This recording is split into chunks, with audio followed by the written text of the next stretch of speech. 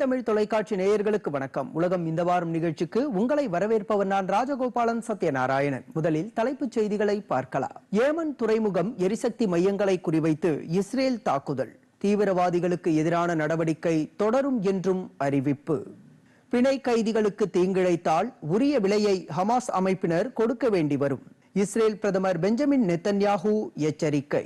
Ukraine தலைநகர் give மீது நடத்திய ஏவுகணை தாக்குதலின் போது 6 நாடுகளின் தூதரகங்கள் சேதம். ரஷ்யா மீது உக்ரைன் குற்றச்சாட்டு.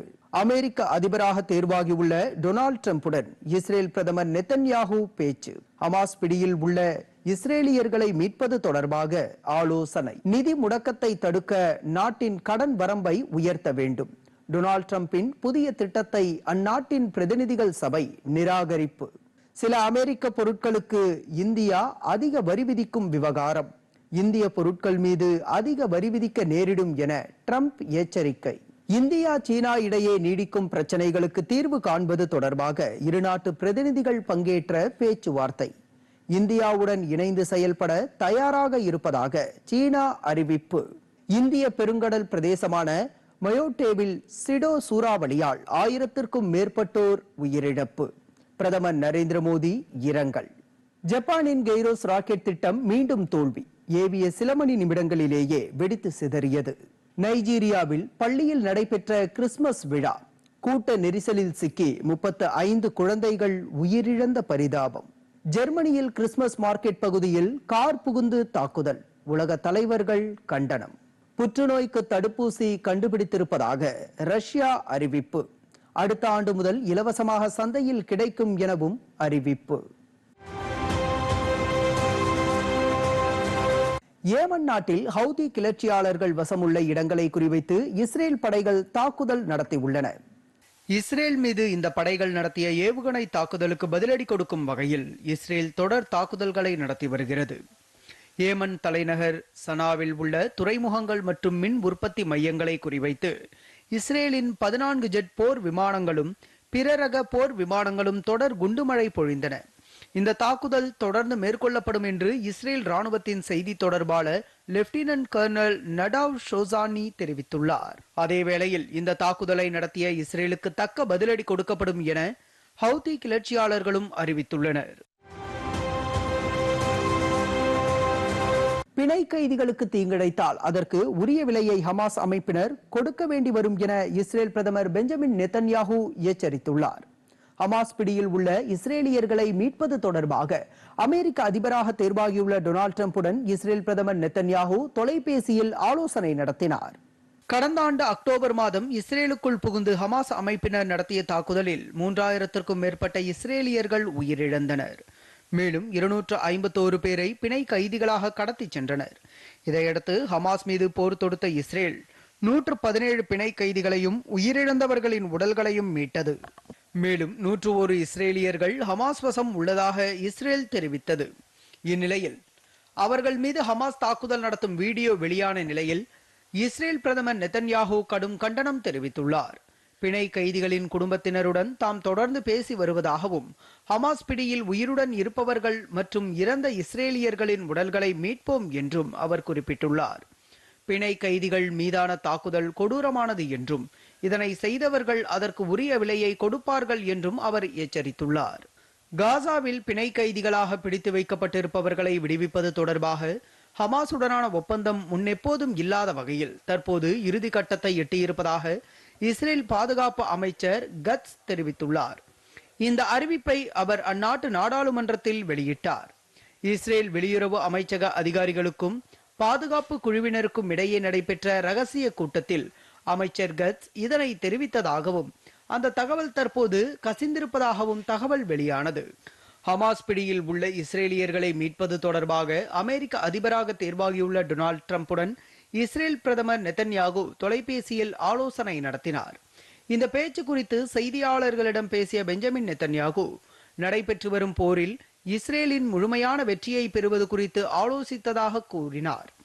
மேலும் ஹமாஸ் அமைப்பின் பிடியில் உள்ள இஸ்ரேலியர்களை மீட்பது குறித்தும் ட்ரம்புடன் பேசியதாக அவர் தெரிவித்தார்.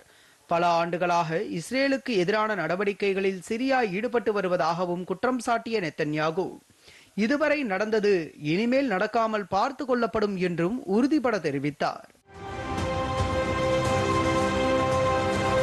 ரஷ்யாவின் பெயரில் பொய்யான அச்சுறுத்தல்களை விடுத்து மேற்கத்திய நாடுகள் தமது சொந்த மக்களை அச்சத்திலேயே வைத்திருப்பதாக ரஷ்ய அதிபர் புட்டின் குற்றம் சாட்டியுள்ளார்.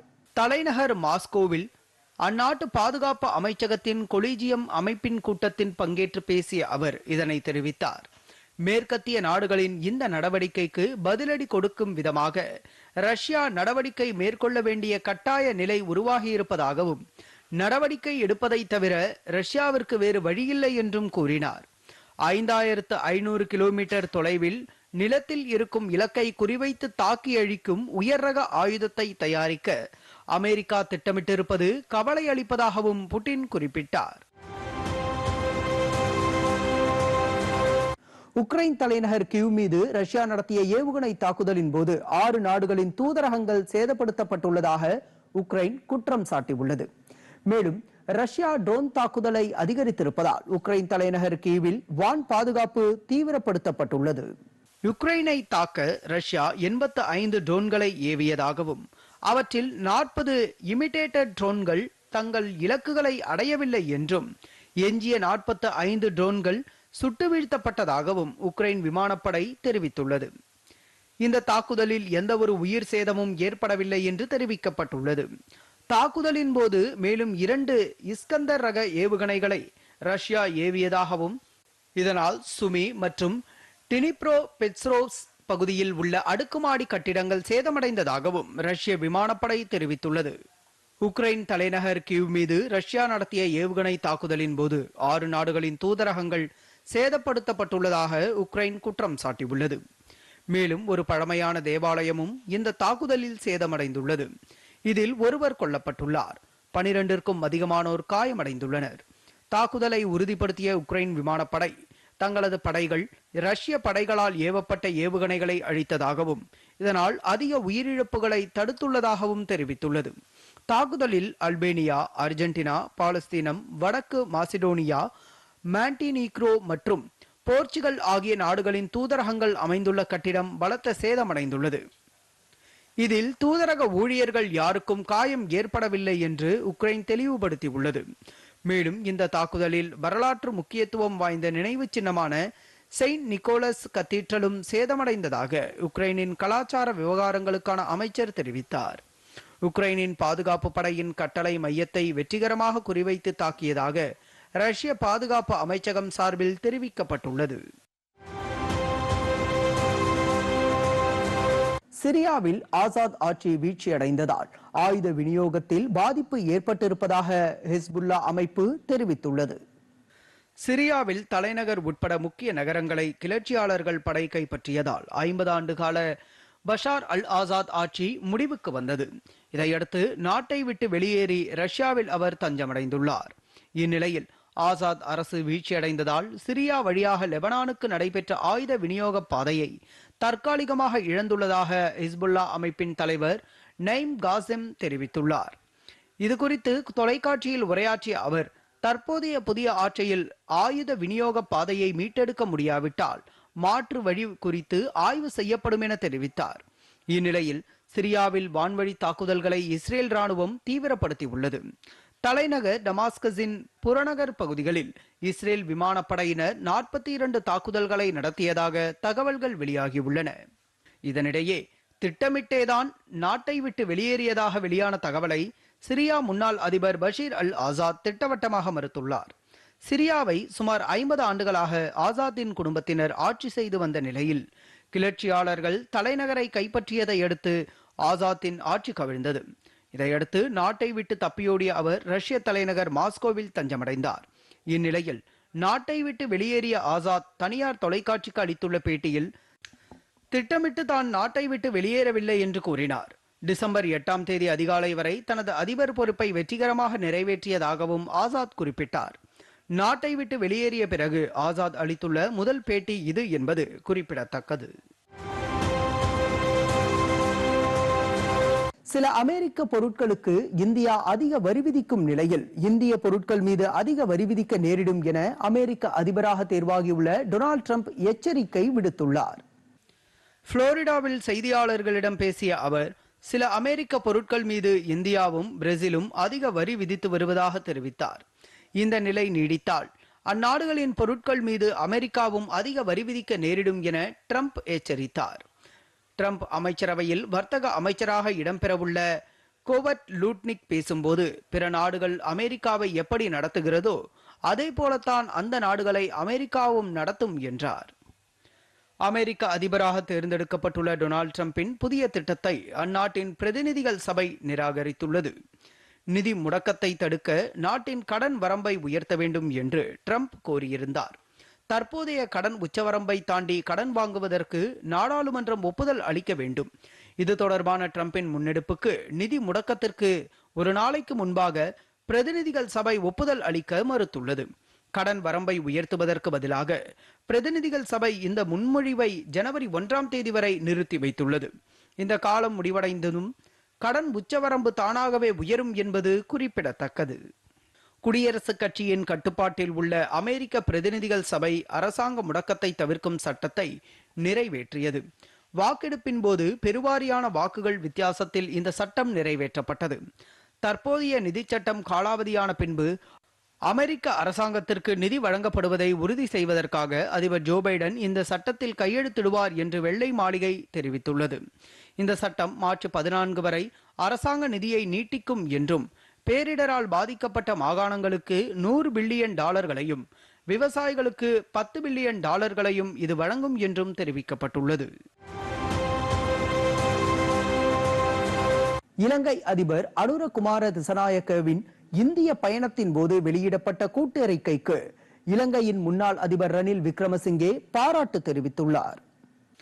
இது தொடர்பாக கொழும்பில் அவர் வெளியிட்டுள்ள அறிக்கையில், அரசுமுறை பயணமாக இந்தியா சென்ற இலங்கை அதிபரின் பயணத்தை பாராட்டியதோடு, இந்த பயணம் இந்தியா இலங்கையுடனான வலிமையான ஒத்துழைப்புக்கு வழிவகுக்கும் என்றும் தெரிவித்தார். மேலும் இந்திய பிரதமர் நரேந்திர மோடியை சந்தித்து மேற்கொள்ளப்பட்டுள்ள பொருளாதார மற்றும் தொழில்நுட்ப ஒப்பந்தம் பற்றியும் விக்ரமசிங்கே குறிப்பிட்டுள்ளார்.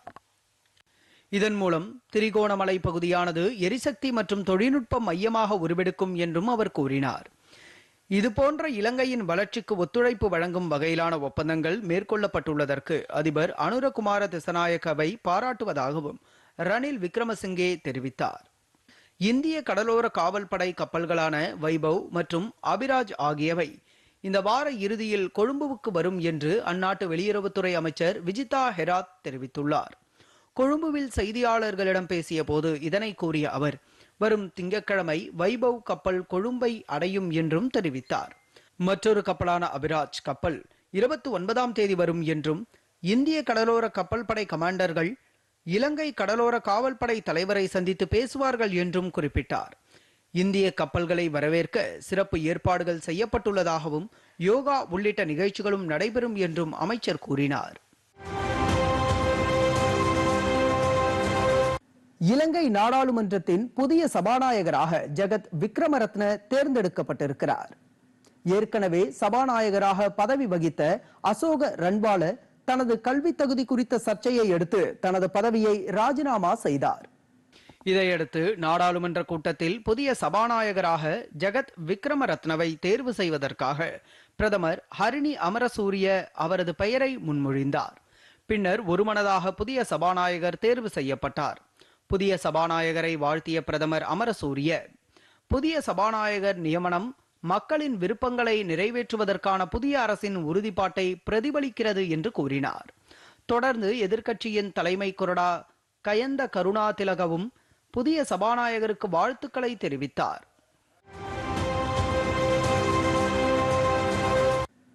இந்தியா சீனா இடையே நீடிக்கும் பிரச்சனைகளுக்கு தீர்வு காண்பது தொடர்பாக இருநாட்டு பிரதிநிதிகள் பங்கேற்ற பேச்சுவார்த்தை சீன தலைநகர் பெய்ஜிங்கில் நடைபெற்றது. கிழக்கு லடாக் பகுதிகளில் நிகழ்ந்த விரும்பத்தகாத சம்பவங்களை அடுத்து இந்திய சீன உறவில் கடந்த 4 ஆண்டுகளுக்கு மேலாக பாதிப்பு ஏற்பட்டது.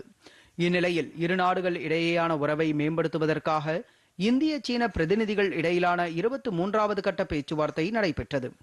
இதில் சீன வெளியுறவுத்துறை அமைச்சர் வாங் யி உடன் இந்திய தேசிய பாதுகாப்பு ஆலோசகர் அஜித் தோவல் பங்கேற்றார்.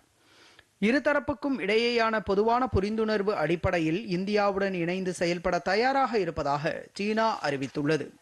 இது தொடர்பாக பேசிய சீனா வெளியுறவு செய்தி தொடர்பாளர் லின் ஜியான் வேறுபாடுகளை களைய சீனா தயாராக இருப்பதாக தெரிவித்தார்.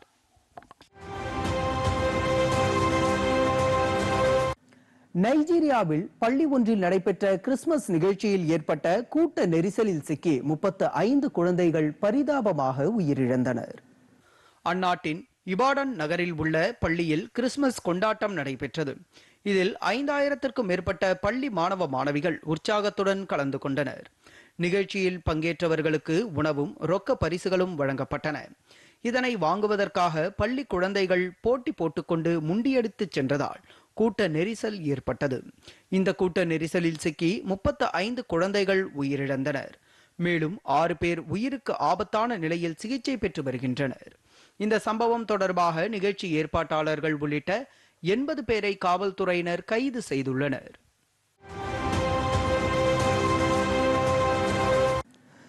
பங்களாதேஷில் பொதுத் தேர்தல் அடுத்த ஆண்டு இறுதிவாக்கில் நடைபெறும் என்று அந்நாட்டின் இடைக்கால அரசின் தலைவர் முகமது யூனுஸ் தெரிவித்துள்ளார்.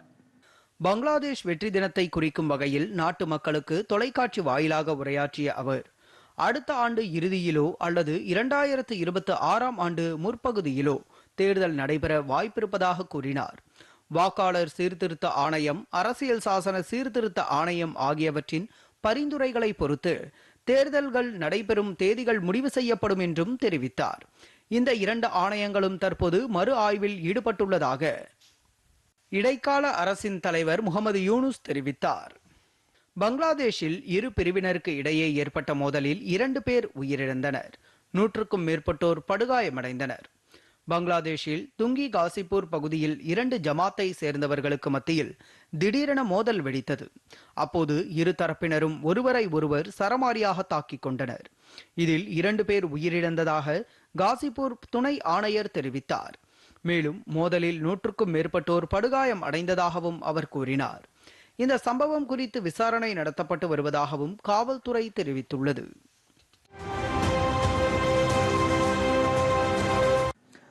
அமெரிக்காவின் பள்ளி ஒன்றில் நடத்தப்பட்ட துப்பாக்கிச் சூட்டில் கொலையாளி உட்பட 3 பேர் உயிரிழந்தனர். விஸ்கான்சின் மாகாணத்தின் மெடிசன் பகுதியில் ஒரு தனியார் பள்ளி இயங்கி வருகிறது. இங்கு 100க்கும் மேற்பட்டோர் பயின்று வருகின்றனர். இந்த பள்ளியில் திடீரென துப்பாக்கிச்சூடு நடத்தப்பட்டது. இதில் 3 பேர் உயிரிழந்தனர். மேலும் 5 பேர் படுகாயமடைந்தனர். தகவல் அறிந்து சம்பவ இடத்திற்கு சென்று போலீசார் துப்பாக்கிச்சூடு நடத்தியதில் துப்பாக்கிச்சூடு நடத்திய சிறுவனும் உயிரிழந்ததாக தகவல் வெளியாகியுள்ளது.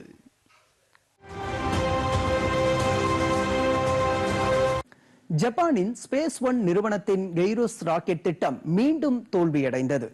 ராக்கெட் விண்ணில் ஏவப்பட்ட சில நிமிடங்களிலேயே வெடித்து சிதறியது. ஜப்பானை சேர்ந்த ஸ்பேஸ் ஒன் என்ற தனியார் நிறுவனம் கெய்ரோஸ் ராக்கெட்டை விண்ணில் ஏவ முடிவு செய்தது. இதற்கான ஏற்பாடுகள் நிறைவடைந்த நிலையில் மார்ச் 13ஆம் தேதி ராக்கெட் விண்ணில் ஏவப்பட்டது. புறப்பட்ட சில வினாடிகளில் ராக்கெட் வெடித்து சிதறியதால் அந்த முதல் முயற்சி தோல்வியடைந்தது. இந்நிலையில் 2வது முறையாக கெய்ரோஸ் ராக்கெட் ஏவப்பட்டது. ஆனால் விண்ணில் ஏவப்பட்ட சில நிமிடங்களிலேயே இம்முறையும் அது வெடித்து சிதறியது. ராக்கெட்டின் செயல்பாடு திருப்திகரமாக இல்லாததால் பாதுகாப்பு கருதி அதனை வெடிக்கச் செய்ததாக ஸ்பேஸ் ஒன் நிறுவனம் கூறியுள்ளது.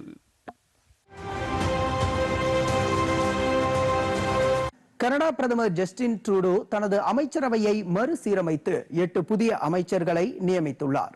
இதன் மூலம் அமைச்சரவையில் இந்தோ கனடியர்களின் எண்ணிக்கை 4ஆக உயர்ந்துள்ளது.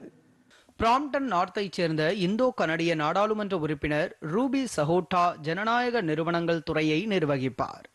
அதேபோல் தற்போது போக்குவரத்து அமைச்சராக இருக்கும் மற்றொரு இந்தோ கனடியரான அனிதா ஆனந்துக்கு உள்நாட்டு வர்த்தகம் கூடுதல் பொறுப்பாக வழங்கப்பட்டுள்ளது.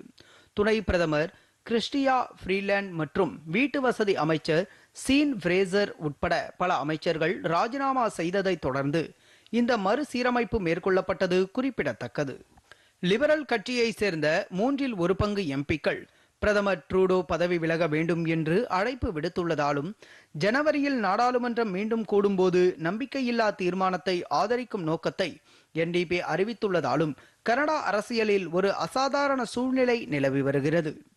அமெரிக்க அதிபராக தேர்ந்தெடுக்கப்பட்டுள்ள டொனால்ட் ட்ரம்ப் கனடாவின் இறக்குமதிகள் மீதான வரிகளை அதிகரிக்கப் போவதாக தெரிவித்துள்ளது பிரதமர் ட்ரூடோவுக்கு நெருக்கடியை அதிகரித்துள்ளது.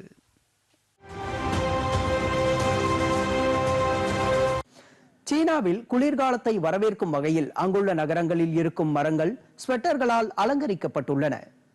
இந்த அலங்காரங்களை மக்கள் ஆர்வத்துடன் கண்டுகளித்து செல்ஃபி எடுத்து மகிழ்ந்தனர். வண்ணமயமான ஸ்வெட்டர்கள் மரங்களுக்கு வண்ணங்களை சேர்ப்பது மட்டுமல்லாமல் குளிரான வானிலையிலிருந்து அவற்றை பாதுகாக்கும் என்ற 2 நோக்கங்களை இது நிறைவேற்றுவதாக இதன் அமைப்பாளர்கள் கூறியுள்ளனர். குளிர்காலத்தில் காற்றில் ஈரப்பதம் வறண்டு மேலும் குறைவான வெப்பநிலை காரணமாக மரங்கள் உறைபனி காயத்திற்கு ஆளாக்குகின்றன. பழைய ஸ்வெட்டர்களை மறுசுழற்சி செய்து இதன் மூலம் கழிவுகளை பயன்படுத்துவதில் இந்த முறை முன்மாதிரியாக உள்ளது என்றும் சீன அதிகாரிகள் தெரிவித்தனர்.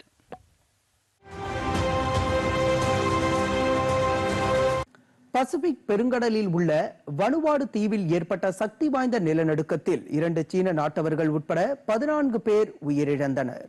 தலைநகர் போர்ட் விழா பகுதியில் இருந்து மேற்கு திசை 30 கிலோமீட்டர் தொலைவில் நிலத்திற்கு அடியில் 43 கிலோமீட்டர் ஆழத்தில் நிலநடுக்கம் ஏற்பட்டது. இது ரிக்டர் அலகில் 7.4 பதிவானது. இந்த நிலநடுக்கத்தால் நகரின் பல்வேறு பகுதிகளில் கடும் அதிர்வுகள் உணரப்பட்டது. இதில் பல கட்டடங்கள் குலுங்கின. சில இடங்களில் கட்டடங்கள் இடிந்து விழுந்து சேதமடைந்தன. இந்த இடிபாடுகளில் சிக்கி இதுவரை 14 பேர் உயிரிழந்தனர். சுமார் 200க்கும் மேற்பட்டோர் படுகாயமடைந்து மருத்துவமனையில் அனுமதிக்கப்பட்டனர். இந்த நிலநடுக்கத்தால் நகரின் பல்வேறு பகுதிகளில் குடிநீர், மின்சார சேவைகள் பாதிக்கப்பட்டன. சீனாவிடம் மக்காவ் ஒப்படைக்கப்பட்டதன் 25வது ஆண்டு விழாவையொட்டி நடைபெற்ற கண்கவர் விழா பார்வையாளர்களை பரவசத்தில் ஆழ்த்தியது. போர்ச்சுகலின் ஆளுகையின் கீழ் இருந்த மக்காவ் மீண்டும் சீனாவுடன் இணைக்கப்பட்டு 25 ஆண்டுகள் நிறைவடைந்துள்ளன. இதையொட்டி நடைபெற்ற பிரம்மாண்ட விழாவில் அந்நாட்டு அதிபர் ஜி ஜின்பிங் மற்றும் தலைவர்கள் கலந்து கொண்டனர்.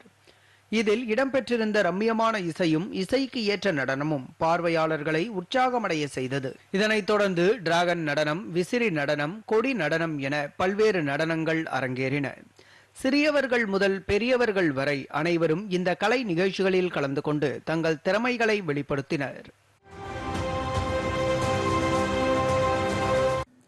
பிரான்சுக்கு சொந்தமான இந்திய பெருங்கடல் பிரதேசமான மயோட்டேவில் சிடோ சூறாவளியால் 1000க்கும் மேற்பட்டோர் உயிரிழந்துள்ளனர். 4ஆம் வகை சூறாவளியான சிடோ கரையை கடந்தபோது மணிக்கு 225 கிலோமீட்டர் வேகத்தில் காற்று வீசியது. இதில் 1000க்கும் மேற்பட்டோர் உயிரிழந்துள்ளதாக அஞ்சப்படுகிறது. மேலும் 1000க்கும் மேற்பட்டோர் காயமடைந்துள்ளதால் உயிரிழப்பு அதிகரிக்க கூடும் என அஞ்சப்படுகிறது.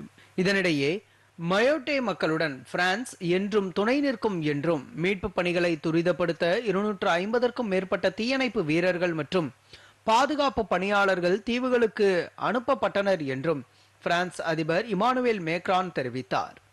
பிரான்ஸ் புயலால் ஏற்பட்ட சேதத்திற்கு வருத்தம் தெரிவித்துள்ள பிரதமர் நரேந்திர மோடி தனது சமூக வலைதள பதிவில் பாதிக்கப்பட்டவர்கள் மற்றும் அவர்களது குடும்பத்தினருடன் தனது எண்ணங்களும் பிரார்த்தனைகளும் உள்ளதாக தெரிவித்தார். அதிபர் இமானுவேல் மேக்ரானின் தலைமையின் கீழ் பிரான்ஸ் மீண்டு வரும் என தாம் நம்புவதாக தெரிவித்தார். மேலும் இந்தியா பிரான்சுக்கு ஆதரவாக இருப்பதாகவும் மேலும் சாத்தியமான அனைத்து உதவிகளையும் வழங்க தயாராக உள்ளதாகவும் பிரதமர் நரேந்திர மோடி குறிப்பிட்டிருந்தார். உலகம் முழுவதும் கிறிஸ்துமஸ் கொண்டாட்டங்கள் களை கட்ட தொடங்கியுள்ளன.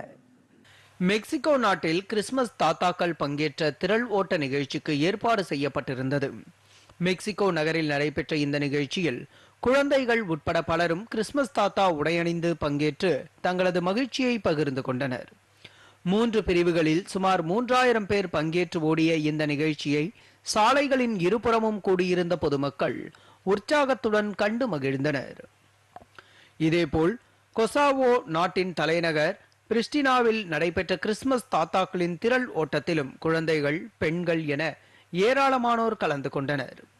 நகரின் முக்கிய வீதிகள் வழியாக நடைபெற்ற இந்த ஓட்டத்தில் பங்கேற்ற பெண்மணிக்கு விருதும் வழங்கி சிறப்பிக்கப்பட்டது. 9வது முறையாக நடைபெறும் இந்த ஓட்டத்தில் பங்கேற்றது தமது மகிழ்ச்சி அளிப்பதாக அவர் தெரிவித்தார். இந்த நகரில் சுமார் 97 விழுக்காட்டு இஸ்லாமியர்கள் வசிக்கின்றனர் என்பது குறிப்பிடத்தக்கது. கிறிஸ்துமஸ் கொண்டாட்டத்தின் ஒரு பகுதியாக அமெரிக்காவின் வாஷிங்டன் பகுதியில் உள்ள சியாட்டில் நீர் அருங்காட்சியகத்தில் சிறப்பு நிகழ்ச்சிக்கு ஏற்பாடு செய்யப்பட்டிருந்தது. அதன்படி அருங்காட்சியகத்திற்கு வரும் நபர்கள் கிறிஸ்துமஸ் தாத்தா போல் உடையணிந்து நீரில் மூழ்கி உலா வரலாம் என தெரிவித்திருந்தது. இந்த நிகழ்ச்சியில் வண்ண தாத்தா உடையணிந்து சிலர் நீரில் மூழ்கி உலா வந்து குழந்தைகளை உற்சாகப்படுத்தினர். போர் சூழல் நிலவும் சிரியாவில் கிறிஸ்துமஸ் பண்டிகையை முன்னிட்டு சிறப்பு சந்தை திறக்கப்பட்டது. இந்த சந்தையில் கிறிஸ்துமஸ் கொண்டாட்டங்களுக்கு தேவைப்படும் பொருட்கள் அனைத்தும் விற்பனைக்கு காட்சிப்படுத்தப்பட்டிருந்தன. வண்ண ஒளியில் ஜொலித்த சந்தைக்கு ஆர்வத்துடன் வருகை தந்த மக்கள் தாங்கள் விரும்பிய பொருட்களை வாங்கிச் சென்றதோடு மட்டுமல்லாமல் ஆங்காங்கே நின்று புகைப்படமும் எடுத்துக்கொண்டனர். சிரியாவில் நிலவும் உள்நாட்டு போர் காரணமாக அதிபர் பஷார் அல் ஆசாத் வெளிநாட்டுக்கு தப்பியோடி ரஷ்யாவில் தஞ்சமடைந்தார். அவர் வெளியேறிய 10 நாட்களுக்கு பிறகு தற்போது கிறிஸ்துமஸ் சந்தை அமைக்கப்பட்டுள்ளது குறிப்பிடத்தக்கது.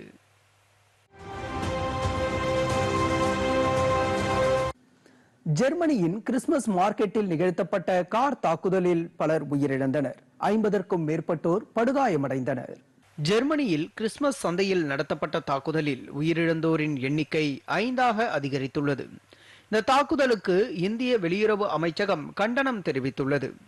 ஜெர்மனியின் கிறிஸ்துமஸ் மார்க்கெட்டில் நிகழ்த்தப்பட்ட கார் தாக்குதலில் 5 பேர் உயிரிழந்தனர். 7 இந்தியர்கள் உட்பட 200க்கும் மேற்பட்டோர் காயமடைந்தனர்.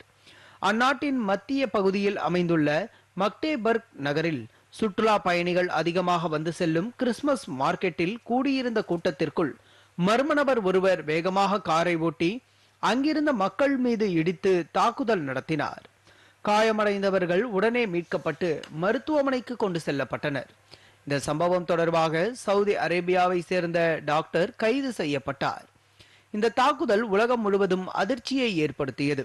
உலக தலைவர்கள் தங்களது கண்டனத்தை தெரிவித்துள்ளனர். இந்நிலையில் ஜெர்மனியில் நடந்த பயங்கரவாத தாக்குதலுக்கு இந்தியா கடும் கண்டனம் தெரிவித்தது.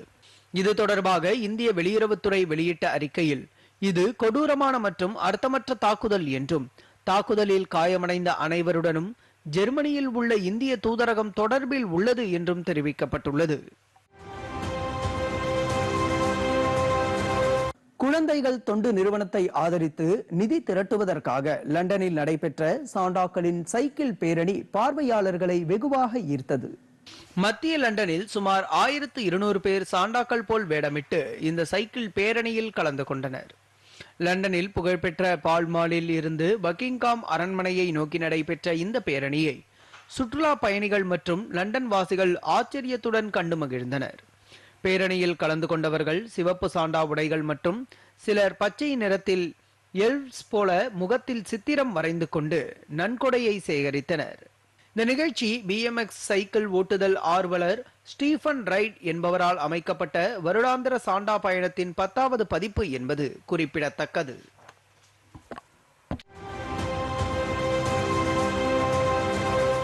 ரஷ்யா புற்றுநோய்க்கு எதிரான புதிய தடுப்பூசியை உருவாக்கி இருக்கு. இந்த தடுப்பூசி 2025ஆம் ஆண்டு தொடக்கத்தில் புற்றுநோய் நோயாளிகளுக்கு இலவசமாக வழங்கப்பட உள்ளது. இத பத்தி தான் என்ன தெரிஞ்சுக்க போறோம் தொகுப்புல நம்ம பார்க்க போறோம்.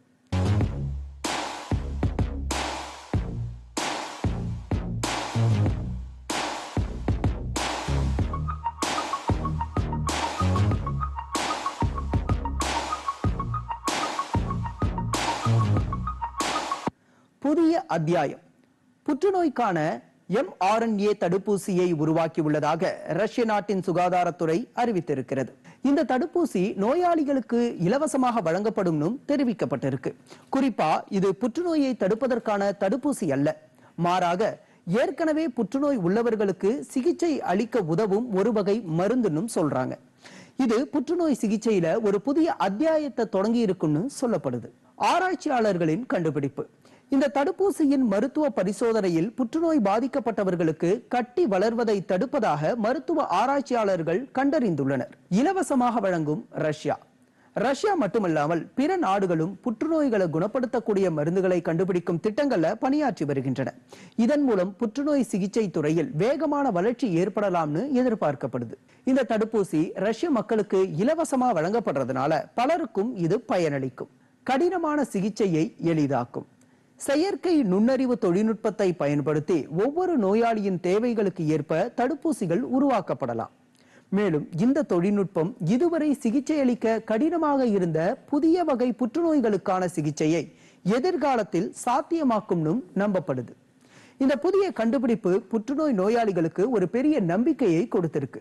இருந்தாலும் இந்த தடுப்பூசியின் நீண்ட கால விளைவுகள் மற்றும் பிற வகை புற்றுநோய்களுக்கு எவ்வாறு செயல்படும் என்பதை அறிய மேலும் ஆராய்ச்சிகள் தேவை என்றும் கூறப்படுகிறது.